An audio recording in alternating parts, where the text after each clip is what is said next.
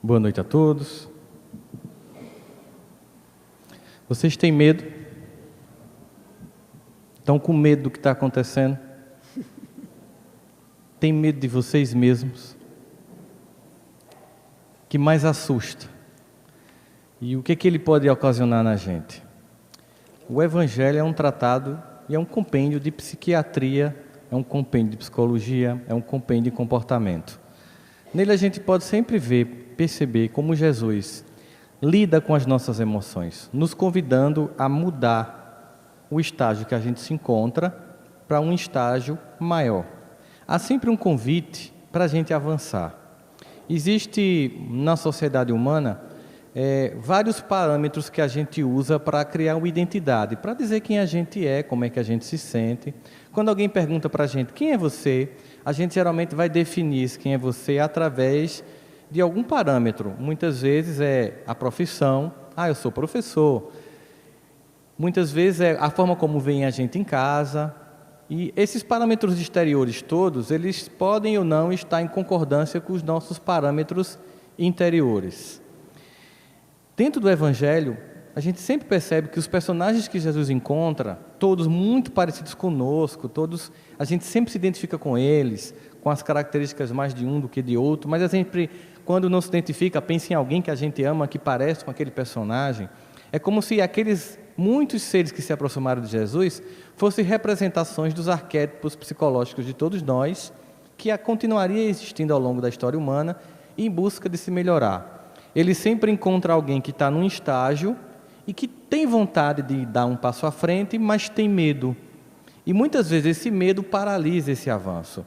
Os vários personagens que vai de Zaqueu, da mulher adúltera, da samaritana, de todos os personagens, inclusive dos próprios discípulos, que convivendo mais com Jesus, de certa forma, vivem num intensivo tratamento emocional de suas angústias, o tempo inteiro provocados pelo Mestre para dar um passo adiante. E a gente percebe que neles também esse medo muitas vezes paralisa. Acontece que os medos, eles são frutos não é fruto de um comportamento que é dado, a gente já nasce com ele pronto. Os medos são construídos, mas pior do que serem construídos, porque eles são construídos, de certa forma, na infância, porque nossos pais, eles não têm como serem perfeitos, então os pais, querendo ou não, eles vão deixar algumas sequelas. Mas na maioria das vezes, eles acertam muito mais do que erram. O problema não são os medos em si que a gente herdou, digamos assim, que a gente construiu nas nossas relações iniciais na infância. O pior é os medos que a gente continua alimentando. A gente continua alimentando e tem um porquê da gente alimentar. Então hoje a gente vai trabalhar um pouco sobre essa temática, fazendo referência à parábola dos talentos, descrita no Evangelho de Mateus, no capítulo 25, especialmente no verso 25, em que aquele servo que recebe um talento e o esconde, ele vai se justificar. A gente sabe que diante de nossos problemas, a gente tem duas características básicas de fuga. Ou a gente se justifica, ou a gente se culpa. Então ele entrega 10 talentos a um, 5 talentos a outro e 1 talento a um. O que recebe 1 talento, ele se atemoriza. Ele tem medo. E ele diz, e tendo medo, escondi na terra o teu talento. E essa parábola ela vai versar sobre o desperdício que o medo provoca na alma humana. Esse medo faz com que esse indivíduo crie algumas justificativas. Por exemplo, ele vai dizer que ele recebeu menos. Então, eu tenho menos para dar. Não cobre de mim, por exemplo, o meu irmão é mais estudioso do que eu, então não me cobre que eu seja estudioso, porque ele é mais que eu. O meu colega, ele é mais capaz do que eu, ele é mais ativo do que eu, então não me cobre. E a gente percebe nessa parábola que, ao definir 10, 5 e 1 talentos, Jesus deixa muito claro para nós, referindo-se a esse Senhor como sendo Deus, que Ele dá talentos de formas diferentes a todos nós, e por isso mesmo espera resultados diferentes de todos nós. Ele jamais espera que alguém que recebeu 10 e que deve multiplicar em 100, que alguém que recebeu 1 torne aquilo em 100. Embora ele saiba que se a gente quiser, a gente pode transformar 1 em 1000. Porque é dado algo inicial. É sempre que todos nós temos algo. Mas acontece que nas comparações que nós fazemos com os outros, com os nossos projetos infantis de vir a ser, a gente se incomoda por não ter alcançado algum patamar, algum objetivo, e se sente incapaz, se sente inferior, se sente amedrontado, na comparação com os outros, e acha que não pode fazer muito. É um discurso comum quando, por exemplo, a gente procura trabalhador para a casa espírita. É muito comum escutar isso, é muito comum a gente dizer para a gente mesmo isso. Não, quem sou eu? Eu não posso. Eu lembro que uma vez Samuel, que já presidiu a AME aqui de Campina, ele uma vez conversou com Divaldo e disse assim: Divaldo, eu percebi que eu não tenho condição mais de dar palestra no centro. Ele, por quê? Porque eu tenho tanta coisa mal resolvida dentro de mim, eu tenho tanto defeito, tantas sombras, eu não tenho moral para falar. Aí Divaldo disse: ô Samuel, como se costuma limpar um cano sujo? Aí ele disse: botando água limpa. Ele disse: então assim é o trabalho com Jesus. Nós todos temos problemas, mas se a gente impedir que o fluxo do trabalho haja por si, a gente vai estar sempre com a lama podre. Então deixa o cano passar água limpa, em algum momento vai ficando mais cristalino. Então essa informação do Divaldo foi interessante, e ela vai muito ao encontro da parábola dos talentos, porque não importa o que a gente tenha. Geralmente, quando a gente não quer servir, a gente usa muitas desculpas. Às vezes é essa: eu não tenho o talento de fulano, eu não tenho a capacidade, eu não tenho a beleza, eu não tenho o poder, eu não tenho o dinheiro. Então a gente usa um monte de justificativas na comparação com os outros para dizer que a gente ou não tem ou é muito pequenininho, que não pode fazer muita coisa com aquilo. E a parábola deixa muito claro que não é uma questão de quantidade que está em jogo. Não é o quanto você pode devolver daquilo que você recebe de Deus. É sua disposição de viver a lei do trabalho. É a sua disposição de não ser ocioso. Na verdade, o que acontece é que Jesus não aceita servos ociosos. Essa é que é a grande verdade. Ele não nos capacita para que a gente fique inerte. E essas competências é a primeira tarefa a se descobrir. Muita gente diz assim: eu queria tanto fazer uma regressão. Se eu soubesse o que eu fiz na outra vida, eu ia entender por que eu estou passando essas coisas, ficaria mais fácil para mim. Essa justificativa muita gente tem. É sempre bom lembrar o seguinte, que o esquecimento do passado é uma bênção fantástica. Porque, a bem da verdade, as pessoas que têm experiência de lembrar o passado, eu tenho amigos pessoais que têm, eu já tive algumas pequenas experiências, nunca foram boas. Apesar de muita gente pegar aquelas revistinhas e pensar que foi Cleópatra, né, que foi algum rei, alguma princesa, alguma rainha, a maior parte de nós foi pessoas comuns e cometeu erros bem graves. Então esse esquecimento é justamente para que a gente possa meio que zerar e começar de novo. Então, se você fica pensando: mas eu entenderia melhor a minha missão, talvez a definição de missão seja algo, primeiro, para a gente pensar, para entender como o medo pode atrapalhar a missão. O que seria uma missão? Primeiro, dizer que missão não é uma coisa que só os espíritos missionários, que assim intitulados na escala da evolução dos espíritos, têm. Esses têm uma missão muito clara.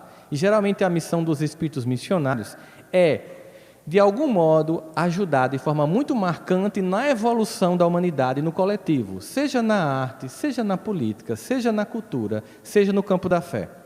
Essas pessoas vivem para mudar o status quo de uma comunidade, de uma sociedade. Esses espíritos são facilmente identificáveis. Nós, a maioria de nós, não estamos nessa categoria, mas nós temos todos missões pessoais. Todos nós temos tarefas a executar. Mas, basicamente, todas as tarefas, elas se resumem a uma coisa, que é servir. Servir significa sair do próprio ego infantil que chora as dores e, apesar de continuar com as dores, porque nós sofremos, servir. Apesar dos joelhos desconjuntados, como diz Emmanuel, servir. Apesar das mãos calejadas, servir. Então, nesse sentido, todos sabemos a missão. Missão básica é servir. Como? Primeiro, aonde? Servir é uma atividade de disposição pessoal, que ela acontece em qualquer lugar.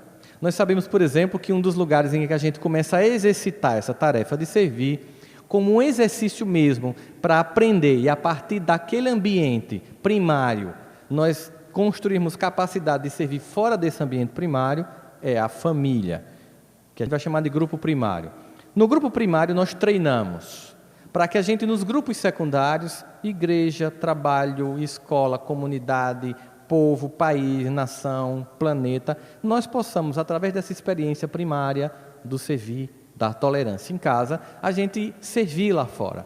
As nossas profissões são instrumentos de serviço, que não necessariamente são somente através delas que nós servimos. Muitas vezes você executa uma tarefa meio que mecânica, e o seu serviço é muito estabelecido como você se relaciona com as pessoas. Então, quando o servo vai dizer que ele teve medo, ele deixa bem claro que o que o impediu de servir foi um sentimento de incapacidade, que o colocou no plano da ociosidade. Eu não vou servir porque eu tenho medo.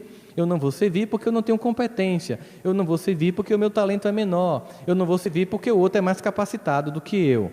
Aconteceu um evento em 1978 nos Estados Unidos, que ficou famoso no estudo de omissão, na psicologia de omissão. Aconteceu que uma jovem no Queens, em Nova York, ela começou a ser esfaqueada. Quando ela começou a ser esfaqueada, ela começou a gritar. No que ela começou a gritar, as pessoas começaram a acender as janelas e dizer: deixe ela, eu vou chamar a polícia. E quando as pessoas começaram a fazer isso, o bandido se distanciou. Depois de um tempo, as pessoas começaram a desligar a janela, já que havia tido silêncio, e ele volta e continua a esfaquear a jovem. As pessoas acendem novamente a luz, começam a gritar, mas aí já é tarde. E ao final, a polícia investigou que 38 pessoas acenderam as janelas, abriram as janelas, gritaram, mas ninguém foi. E quando foram investigar, todos disseram: é porque eu pensei que alguém ia. Isso ficou marcado no estudo da psicologia como omissão, como forma de violência. A omissão é uma forma de violência. O servo, ele se omite, e a omissão é uma forma de violência. O que nós temos aqui é mais um desses casos em que a análise do Evangelho de Jesus está focado muito mais do que no bem que não foi feito do que no mal que foi feito. Porque geralmente o mal é muitas vezes feito por ignorância, mas o bem não feito é por omissão. Você sabia o que tinha que fazer, ele recebeu uma ordem, ele tinha que multiplicar, ele sabia o que tinha que ser feito, sabia como fazer, mas se recusa. É o bem não proporcionado por alguém que sabia como fazer esse bem. É pior do que o mal da ignorância. Por isso é tão importante a forma como a gente visualiza essa parábola e aquilo que Jesus quer expressar para nós, no sentido de entender que o medo provocou a violência da omissão e de não usar a capacidade que tem, de não servir, de não trabalhar, de ser inerte. Entrando muito naquela perspectiva que o próprio Jesus também nos diz sobre que seja teu sim, sim, teu não, não, porque tudo que vem depois disso é obra do maligno, tenha uma posição e haja nessa posição. E ao mesmo tempo no Apocalipse de João, quando ele vai dizer: porque não és nem quente nem frio, hei de vomitar-te. Aqui nós temos alguém que não é nem quente nem frio. Aqui nós temos alguém que é morno, alguém que não acredita em si, alguém que se acha incapaz, alguém que se justifica, alguém que só lamenta, alguém que só chora. E o que acontece com isso? Além dele ter se omitido, além dele não ter agido no bem que podia e sabia como fazer, por isso mesmo ele é punido e lhe é retirado o talento. É impressionante perceber que a retirada do talento, e a gente sabe que no plano de Deus as punições são nós que buscamos e elas são temporárias e têm um objetivo educativo, nunca de destruir, nunca de maltratar, nunca de humilhar, nunca de diminuir, mas de acordar. O talento é retirado. A nossa liberdade de servir e de agir no bem é um privilégio que nós não podemos abrir mão. É só imaginar o seguinte: o que é alguém, por exemplo, que faz uma cirurgia? Certamente é alguém que usou a faca para destruir vidas e que implora a Deus a condição de poder voltar à terra e construir uma mudança no vetor da atitude. Alguém que fala, por exemplo, é certamente alguém que desencaminhou muitas pessoas e pede para voltar na mesma condição, e Deus permite que você use a mesma potência com um vetor diferenciado. A gente tinha na mesma época, historicamente, da Alemanha nazista, Gandhi e Hitler. Eles tinham características muito semelhantes. Eles tinham capacidade de galvanizar as massas em torno de suas ideias. Eles tiveram capacidade de levantar a nação da qual eles faziam parte em torno de suas ideias.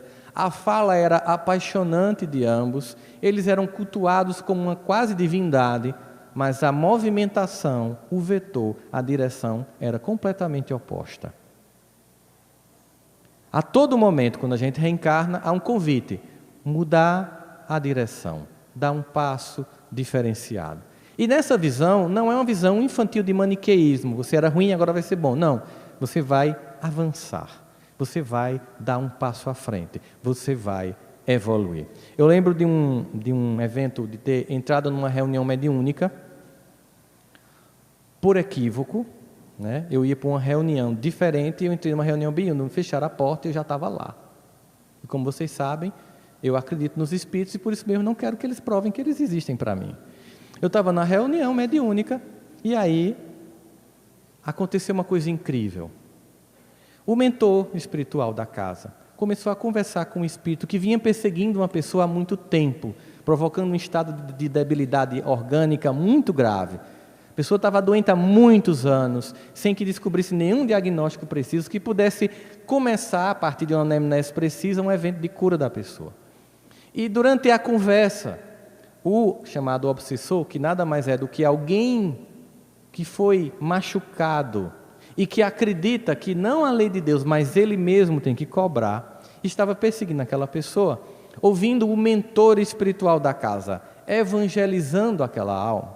Ele solta uma ironia e diz assim: é muito engraçado você, se referindo ao mentor da casa, você agora com esse discurso de bonzinho, esquecendo você que antes você nos liderava, agora que você mudou de lado, vem com esse discurso santificado.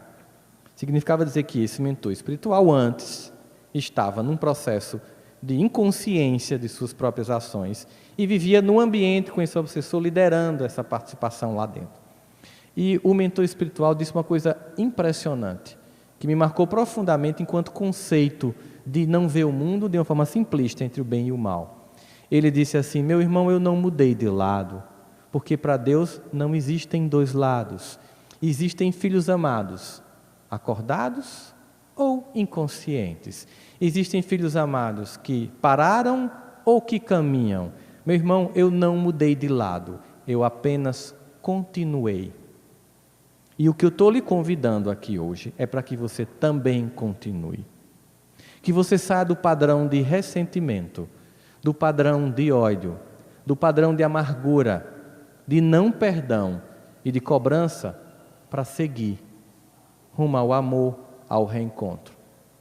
A partir dali, eu percebi que a visão que eles têm de nós é uma visão não de que a gente é bonzinho ou de que a gente é ruim, é a visão de que nós temos um compromisso contínuo de avançar, de continuar, de ir para um patamar diferente da conduta anterior. Mulher, cadê os teus acusadores?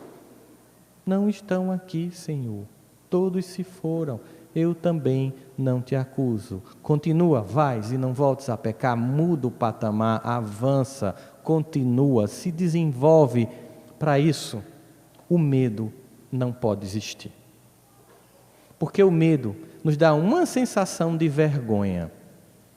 A vergonha nos dá uma sensação de impossibilidade, nos convencendo de que nós não somos capazes. E esse é o maior processo de autoobsessão que existe. É desenvolver uma sensação de que nós não podemos mudar o estado das coisas. Há essa percepção, porque tem hora que de fato a gente não vê luz do fim do túnel na vida da gente. Tem hora que a gente olha assim e diz assim: todos os recursos que eu dispunha eu usei, nenhum deles foi suficiente e agora eu não vejo solução. É impressionante. Usar todos os recursos que nós temos é muito saudável. Tentar procurar soluções por competências próprias é saudável, mas ao mesmo tempo é ingênuo. Porque o que acontece é que Deus, Ele está 24 horas à disposição de nos auxiliar. Mas o auxílio de Deus implica que a gente Peça para que Ele, do modo dele e não do nosso, nos ajude a resolver um problema que nós não vemos solução. O esgotar dos nossos recursos, nos jogando no campo do deserto, é para finalmente dizer, então tá Deus, agora eu deixo que você faça. Mas esse fazer não da forma como a gente quer. É um fazer no tempo e do modo de Deus, que sempre, invariavelmente, é muito melhor, muito mais eficiente, muito mais venturoso do que o modo como a gente estava executando. É um pedido de mudança de comportamento, mas a nossa relação de entregar a Deus para nos ajudar é muito parecida com aquela clássica cena de Ghost, quando o Whoopi Goldberg está com aquele cheque de $4 milhões, motivo de toda a tragédia do assassinato do namorado de Molly. Lembram? Molly. E ela entrega àquela freira, numa avenida de Nova York, o cheque. A freira pega e ela fica segurando, porque ela quer ficar com o cheque. É mais ou menos esse movimento que a gente faz com Deus. A gente finalmente cansa, a gente finalmente esgota-se, a gente finalmente desiste. A gente, Deus, por favor, agora me ajude. E se ele pudesse, assim, se ele quisesse dizer assim, faz tanto tempo que eu estou aqui para te ajudar, mas você não deixa. Mas tudo bem, chegou o momento de você pedir. A gente entrega e segura. Não, mas deixa eu tentar de novo do meu jeito. Mas se o seu jeito até agora não deu certo, será que não já é um tempo de perceber que desse jeito não dá certo? Que não tem muito a ver com o que aconteceu no passado, seus traumas. Tem muito mais a ver com o momento que você continua se comportando, com as justificativas que a gente se dá para não agir, com os medos que a gente redobra em nós. Muitos deles com o objetivo de não agir, porque quando a gente age, a gente avança. E quando avança, a gente se ilumina. E quando se ilumina, tem responsabilidades. E aí nós temos, no fundo, um grande medo de vencer. Nós temos um profundo medo de acontecer. A gente fica tão acostumado em ser derrotado, a gente já tem um discurso pronto, a gente já sabe como se comportar, que no fundo há um medo tão grande de acontecer, em qualquer plano, intelectual, moral, emocional, afetivo, que a gente cria um monte de justificativas para atravancar a vida, porque há um grande medo de vencer, porque com isso vem grandes responsabilidades. Mas a gente lembra lá com Jesus, na própria parábola, que se você é fiel no pouco, você é fiel no muito. Mas se nem no pouco você é fiel, os talentos são retirados. E tem hora que a vida trava. E a vida trava com um objetivo: da gente repensar a forma como a gente vinha conduzindo as escolhas que a gente fazia até aquele momento. Existe, nesse patamar, que a variação que Deus dá dos nossos dons implica que um primeiro momento da nossa existência é aceitar o meu dom. Porque é muito comum a gente olhar o dom do outro e dizer, eu queria ter o dom do outro.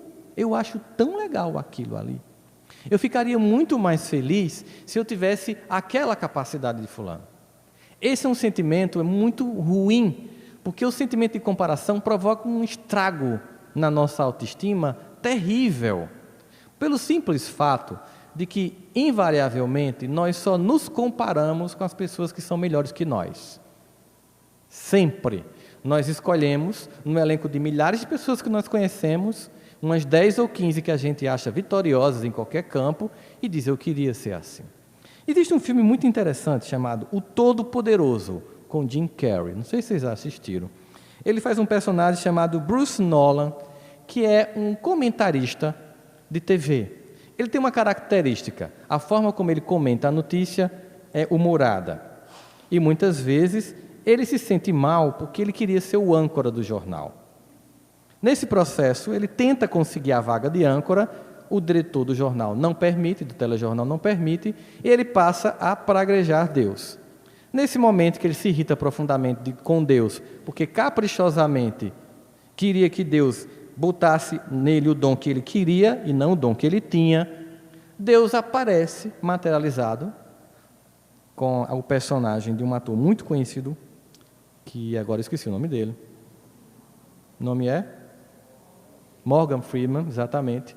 Ele aparece e na discussão faz o seguinte: então tá, você quer ter um dom diferente do seu, eu vou dar mais que isso, eu vou dar meu dom para você.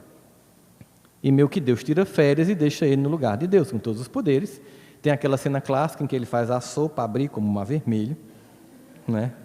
Ele testando se ele tinha poder. No fim ele percebe, quando ele toma o lugar do âncora, se torna o âncora do jornal, criando notícias fantásticas para que ele aparecesse a ponto de ficar destacado de forma inequívoca, ele no fundo sente um vazio profundo. Primeiro vazio, ele não tinha competência para ser Deus. Isso aí é óbvio, porque nenhum de nós tem, né? Porque se a gente fosse Deus por um segundo, a primeira coisa que a gente faria era se vingar das pessoas que a gente não gosta. A primeira lista que vinha era dos inimigos, né? Então a gente não tem esse dom porque a gente não tem a capacidade de tê-lo. Tanto que a gente diz, quando está com muita raiva de alguém, Deus não dá asa a cobras. Porque já sabe que se cobra é um animal perigoso, imagina voando, né? E imagina significa dizer que meu poder de ser ruim já é terrível, rastejando na ruindade. Se eu voasse na ruindade, seria muito mais letal. Então, que bom que Deus não dá asa a cobras, incluindo a cobra que eu sou e que reconheço. Então, nesse momento, ele percebe, e há um vazio nele, porque ele percebe que, na verdade, não era o talento dele. E ele não era um bom jornalista para ser comentarista ou âncora. O que ele fazia de bom mesmo era aquilo. Ele começa a perceber que, é claro, para a imprensa, para o mundo, o chique é ser o William Bonner. É ser o âncora, comentarista do jornal. E não aquele repórter que faz uma reportagem esporádica. Mas ele tinha um dom específico. E aquele dom contribuía na economia do universo. Geralmente nós recusamos os nossos dons quando nós queremos pautar e qualificar os nossos dons da forma como o mundo qualifica os dons. Aí a gente se sente invariavelmente infeliz. Mas quando a gente percebe que não importa o lugar, mas importa que o haja, a gente vai perceber que aquele dom tem uma finalidade. Tem um filme muito, muito fantástico. Inclusive, eu cheguei a assistir com a juventude aqui do SEJ uma vez. Foi até na tua casa, Cícero. Tu nem estava lá, comi tanta coisa que tu nem imagina. Que é As 5 Pessoas que Você Encontra no Paraíso. É um filme fantástico. É um homem que passa a vida inteira consertando um parque de diversão e reclamando a Deus porque ele só faz aquilo. Depois que, durante a guerra do Vietnã, ele fica com a perna um pouco manca e capenga, e ele não tinha outra condição que não fosse viver consertando a montanha-russa, a roda gigante. Eu não vou entrar em detalhes do filme, mas vale a pena ver. Ele descobre, ao desencarnar, encontrando 5 pessoas, que o que ele fazia era, ao consertar aqueles brinquedos, evitar a morte de muitas crianças a vida inteira. Aos olhos dos homens, ele era apenas um mecânico de montanha-russa. Aos olhos de Deus, ele fazia algo importante na economia do equilíbrio do universo. Nesse momento, esse homem que diz que só tem um talento e se recusa a agir, é alguém que não percebe que o pior que ele poderia fazer era não agradecer o que ele recebeu e multiplicar. Todos nós temos competências. É claro que é legal você ver alguém assim e dizer, poxa, como eu queria ter aquilo. Mas é que a gente possa olhar aquilo não como algo que nos constrange e nos humilha e nos faz se sentir menor por não ter. Porque esse é um sentimento infantil, cujo nome é inveja. Esse sentimento é um sentimento que nos provoca o medo e a sensação de paralisia. Que alguém que tenha algo, que faça algo que a gente não consegue fazer ainda, não nos constranja, nos inspire. Assim, quando a gente é pequeno e que a gente está vendo o pai fazer a barba e vai lá e bota a espuma de barbear e imita o pai, ou a mãe se maquiando, aquela competência dos pais não nos constrange. Aquela competência dos pais nos inspira. Que a gente possa olhar para os irmãos que nós temos ao nosso redor e que estão um passo à frente em algum ponto da vida, não como alguém cuja ação nos constranja, mas como alguém cuja ação nos inspire. E que a gente saiba que em algum momento, para chegar naquele ponto, aquela irmã ou aquele irmão começou do começo. Como todos nós, a cada encarnação, por uma questão de humildade, a gente encarna. Por mais que tenha sido muito capaz na outra existência, a gente vai lá para a alfabetização cobrir letrinha. A gente começa tudo de novo. É claro que o conhecimento acumulado vai fazer com que você vá se destacando mais rapidamente do que outras pessoas, mas independente disso, o que importa para Deus é que Não importa se você tem 100, 200 ou 1 talento. É que você use. É que você haja. A gente vê isso também no momento em que ele fala daquela mulher, o óbolo da viúva, que ela vai deixar uma moeda que é pouca em relação ao donativo dos que lá diam muito mais, mas Jesus vai dizer o seguinte, que ela deu do que não tinha. Ou seja, ali ele ainda vai além da parábola do talento. Porque aquela deu do talento que nem tinha, ela deu do que faltaria. Claro, nós sabemos que alguns irmãos nossos equivocadamente usam essa passagem para dizer que a gente tem que viver dadinho dando dinheiro a Deus. Mas o objetivo ali é mostrar que a gente pode inclusive dar além. E o que é realçado naquela mulher, em detrimento de todos que deram até mais do que ela, foi a atitude de se mover, de não paralisar, de não se justificar e de ter atitude. Atitude é algo que significa dizer que você passa a ser uma pessoa que é autorregulada, que os parâmetros que regulam suas ações não são as satisfações que você dá à sociedade, ao ambiente externo, aos preconceitos sociais, às exigências de etiqueta comum da vida coloquial, mas é que você pauta a sua própria conduta baseado em suas crenças pessoais e age independente da aprovação do mundo. O medo é sempre uma necessidade de ter a aprovação dos outros. É sempre a vontade de agradar as pessoas. E toda vez que a nossa ação tem como objetivo agradar os outros, geralmente a gente está desagradando a nós mesmos. Eu não vou nem falar de Deus. Geralmente é um sentimento que gera um vazio, porque a gente consegue ser o palhaço da noite, contar todas as piadas, ser o mais engraçado, o mais popular, mas quando chega em casa, há uma sensação de vazio, porque você estava representando um personagem, e esse personagem só tinha uma finalidade: agradar as pessoas, e não servir a você, e não servir a Deus. Portanto, o talento que a gente tem, qualquer que seja ele, tem que ser multiplicado, tendo como pauta e como aquele que analisa, não esse eu coletivo cheio de padrões deturpados, que Jesus muito bem dizia, é um mundo que jaz no maligno, em que a maior parte dos padrões que nos são oferecidos de conduta, de comportamento, de valores, de visão de mundo, são equivocados. Mas a pauta de uma conduta que é vista por um Deus que nada escapa para Ele. Nada escapa daquela nossa batalha solitária e que ninguém vê. Daquela pessoa que está num ambiente simples, cuidando de pessoas simples e fazendo bem, sem nenhum realce, sem nenhum destaque, sem nenhuma pompa, sem nenhuma circunstância, mas mudando vidas, agindo mesmo em meio à dor, mudando existências, mesmo com constrangimento, se colocando como alguém que quer servir. Muitos vão estar com todos os louros que a gente viu aqui na leitura que Seixas fez, que Roma realçava a cabeça dos vitoriosos com flores. Os padrões de Roma era o realçar, o do Cristo era de outra ordem. É sempre pensar a quem eu quero dar satisfações, a quem eu quero chamar a atenção. Por isso não se pode servir a dois senhores. Se eu quiser agradar o mundo, eu vou desagradar a Deus. Toda vez que eu desagrado a Deus, eu vou desagradar a mim.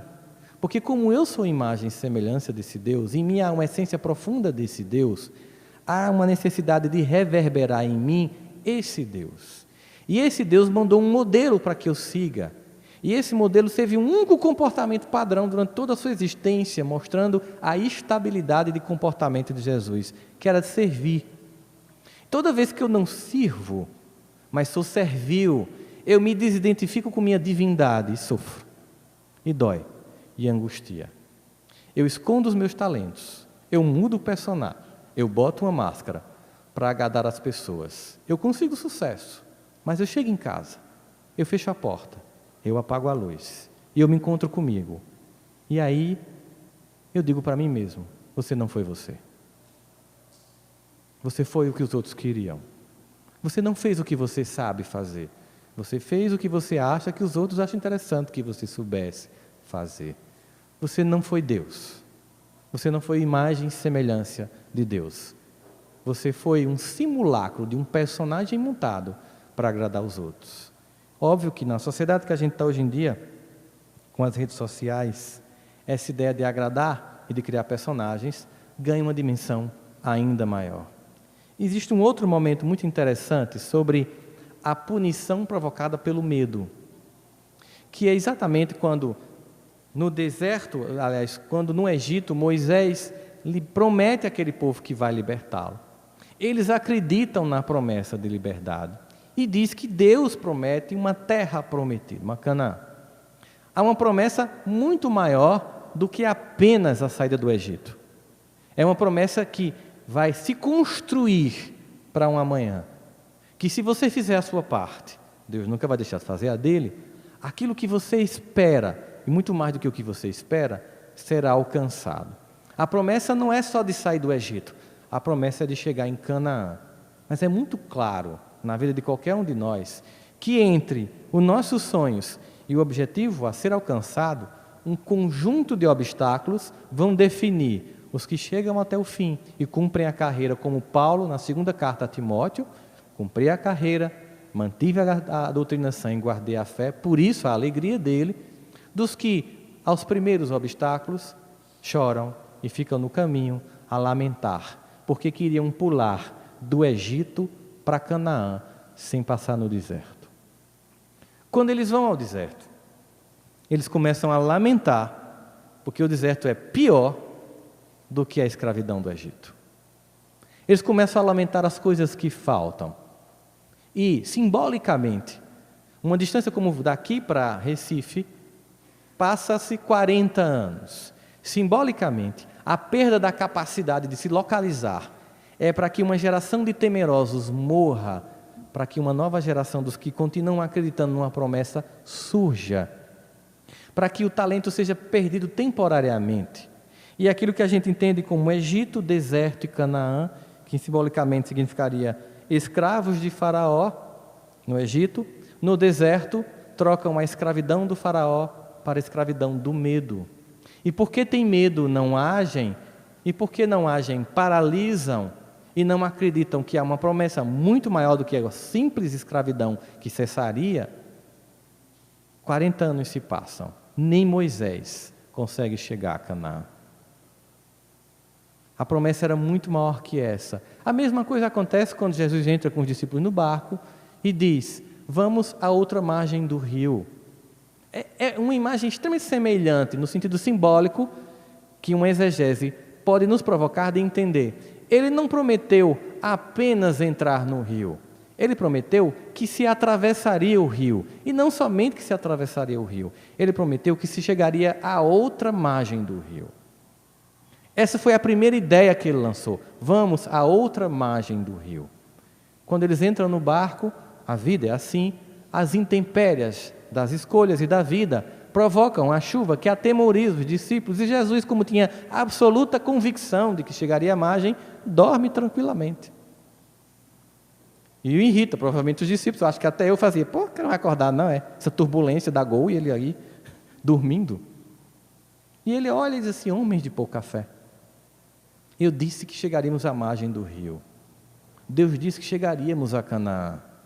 Ele disse que um talento viraria mais talentos. Mas o medo, a angústia, as desculpas nos paralisam. As comparações nos angustiam. É preciso ir mais. É preciso finalmente, para chegar a essa terra prometida, não ser mais nem escravo do Faraó, muito menos escravo do medo. Aliás, um ditador muito pior do que o Faraó.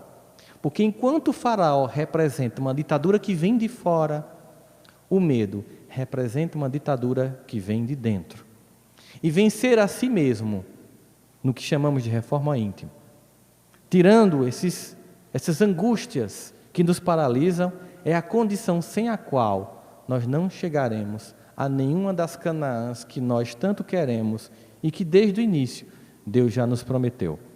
Mas espera que a gente suporte e que a gente vença as intempéries da caminhada. Que as desculpas não nos paralisem, que as comparações não nos façam se sentir menor. Muitas vezes nós começamos a imaginar que quando a gente fala disso, a gente está falando da ideia de narcisismo. De que uma pessoa que começa a não ter medo, ela começa a se achar e ela se torna narcisista. Na verdade, o narcisismo não tem a ver com alguém que tem um ego inflado. Narcisista é alguém que foi humilhado. Ninguém colabora com ninguém ao apresentar as deficiências, as incompetências, as incongruências, que no fundo a gente conhece. Nós colaboramos quando, apesar disso, nós mostramos as capacidades, as competências, os pontos de luz, para que aquela pessoa que naquele momento está tão cega de si mesma, é tão incapaz de ver o próprio talento, tenha de alguém mais lúcido, naquele momento, a capacidade de dizer. Tem dia que a gente, que liga para alguém que a gente ama, se sentindo terrivelmente mal, se sentindo completamente incapaz, para ouvir daquela pessoa o que um dia a gente disse para ela. Tenha calma, você vai conseguir, isso passa. Você sabe que sim, não se paralise, não tema. E finalmente, uma frase assim que a gente escuta, mas não faz. Entrega a Deus. Tem noção do que é entrega a Deus?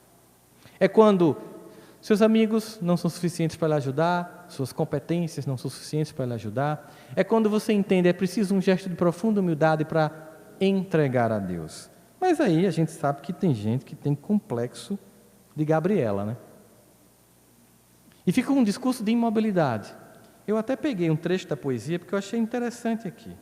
Vou ver se eu acho aqui. Porque a música é muito sintomática. Ela diz: eu nasci assim, eu cresci assim, eu sou mesmo assim, vou ser sempre assim. Quem me batizou, quem me nomeou, pouco me importou. Eu sou assim, Gabriela. Então você chega para a pessoa, no atendimento fraterno, ela vem com a queixa normal, as angústias, é normal, e você começa a apontar soluções. Mas eu não posso, mas eu não consigo, mas é o meu jeito. Ah, mas sabe por que meu marido reclama? Porque eu sou uma pessoa que não transmite afeto, porque eu fui criada numa família sem afeto. Como é que eu vou ser afetuosa se eu não tiver afeto?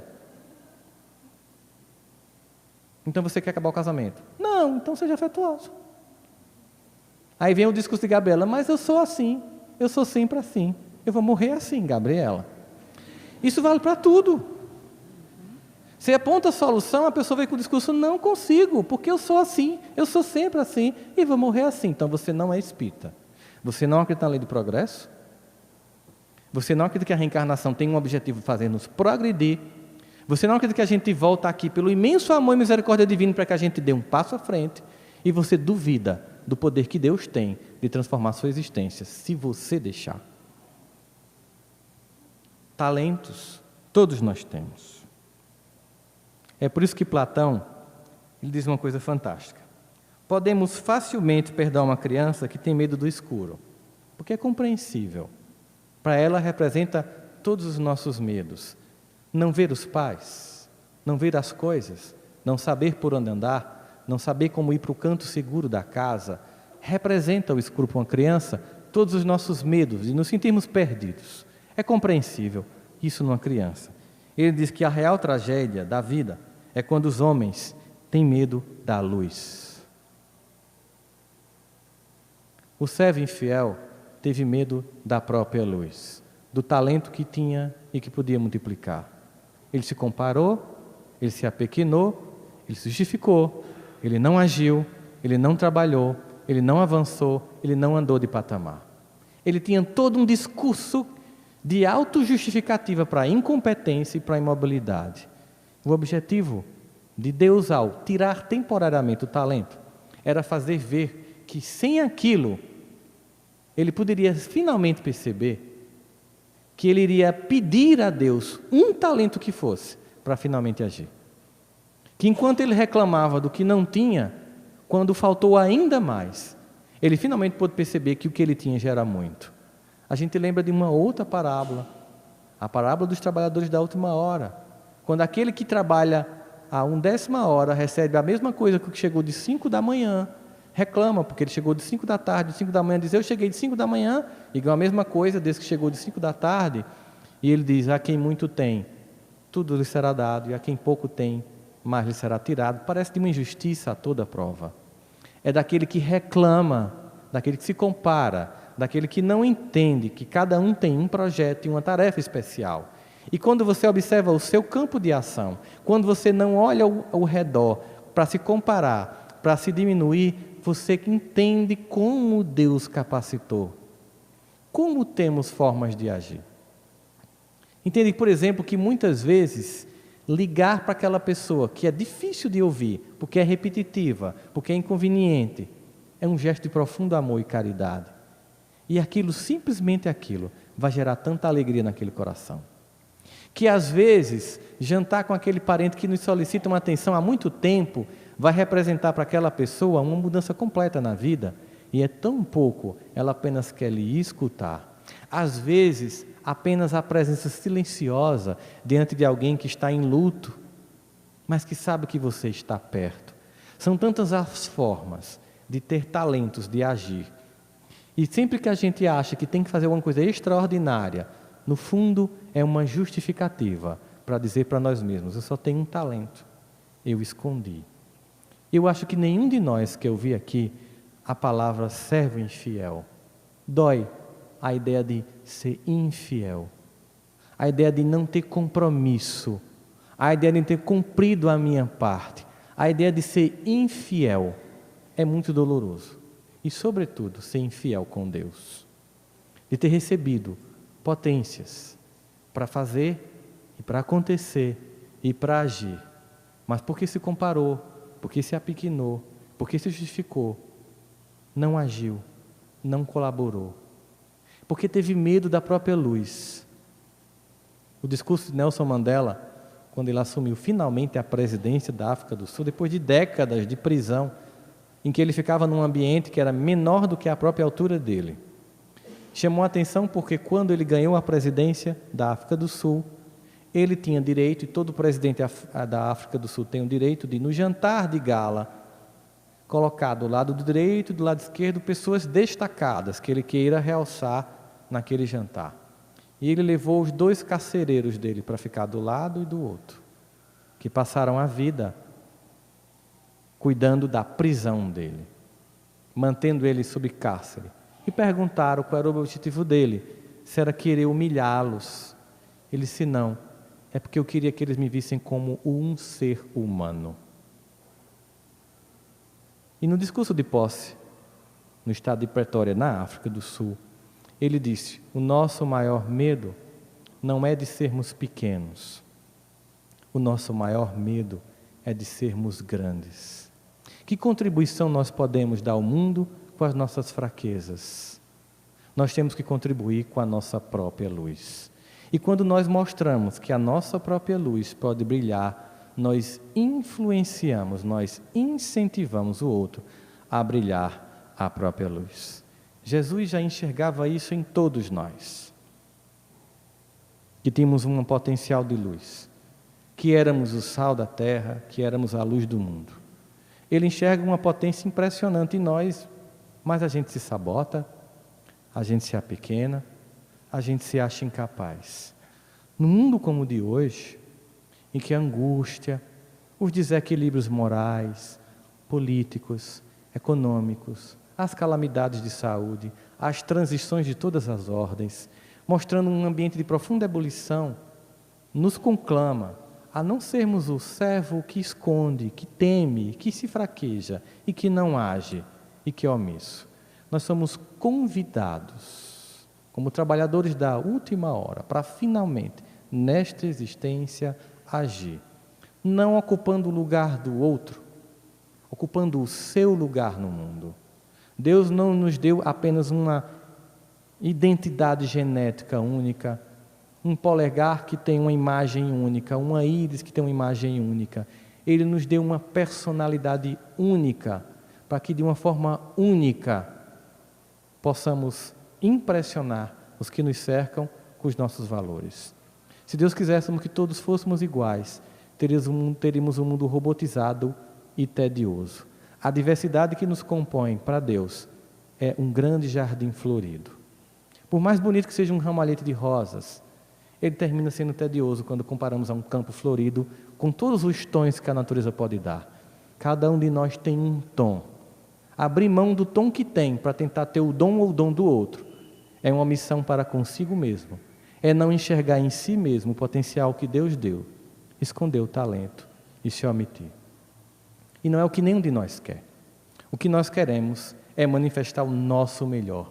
O que nós queremos é não ter medo. O que nós queremos é fazer expandir através de nós, numa relação especular, Deus como um sol, e nosso espelho embaçado, mais trabalhado, mais polido, mais limpo, dia a dia, possa cada vez mais refletir esse Deus em tons cada vez mais fortes, para ofuscar? Não, ninguém. Para iluminar a nós e aos demais. Muita paz, irmão.